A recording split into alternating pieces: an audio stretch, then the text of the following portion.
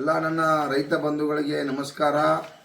ಏನು ನಾಳೆ ಸಿಂದಗಿ ತಾಲೂಕಿನ ಯರ್ಕರಕೇಡಿ ಗ್ರಾಮದಲ್ಲಿ ಇವತ್ತು KPR ಕಾರ್ಖಾನೆ ಇರ್ಬೋದು, ಹಲವಾರು ಅಲ್ಲಿ 2-3-4 ಕಾರ್ಖಾನೆಗಳ ಇವತ್ತೇನ 3,300 ರೂಪಾಯಿ ಸರ್ಕಾರ ಘೋಷಣೆ ಮಾಡೈತಿ. ಈ ಹಣವನ್ನು ಕೊಡ್ತಾ ಇಲ್ಲ, ಅವರ ಅತಿಯಾದ ಕಡಿಮೆ ರೇಟ್ ಕೊಡ್ತಾ ಇದ್ದಾರೆ. ಆ ಕಾರಣಕ್ಕಾಗಿ ನಾಳೆ ಸುಮಾರು 16,000 ಸಂಖ್ಯೆಯಲ್ಲಿ ಬಿಜಾಪುರ ಜಿಲ್ಲೆಯಿಂದ ಇವತ್ತು ಕಬ್ಬು ಬೆಳೆಗಾರ ಸೇರ್ತಾ ಇದ್ದೀರಿ. ನಾವು ಕೂಡ ಅಲ್ಲಿ ಆ ಕಾರ್ಯಕ್ರಮಕ್ಕೆ ಸರಿಯಾಗಿ 11:11ವರೆಗೆ ಅಂದ್ರೆ ನಾವು ಬರ್ತಾ ಇದ್ದೀವಿ. ತಾವು ಕೂಡ ಎಲ್ಲ ರೈತ ಬಂಧುಗಳು ತಾವೆಲ್ಲರೂ ಕೂಡ ಭಾಗವಹಿಸಿ ಆ ಕಾರ್ಖಾನೆ ಮಾಲೀಕರು ತಾವು ಎಚ್ಚೆತ್ತು ದಯವಿಟ್ಟು ರೈತರನ್ನ ಕಾಡ್ತಕ್ಕಂಥದ್ದು ಬೇಡ. ಯಾಕಂದ್ರೆ 4-5-6 ವರ್ಷಗಳಿಂದ ನೀವೊಂದು ರೂಪಾಯಿ ಹಣ ಹೆಚ್ಚು ಕೊಟ್ಟಿಲ್ಲ.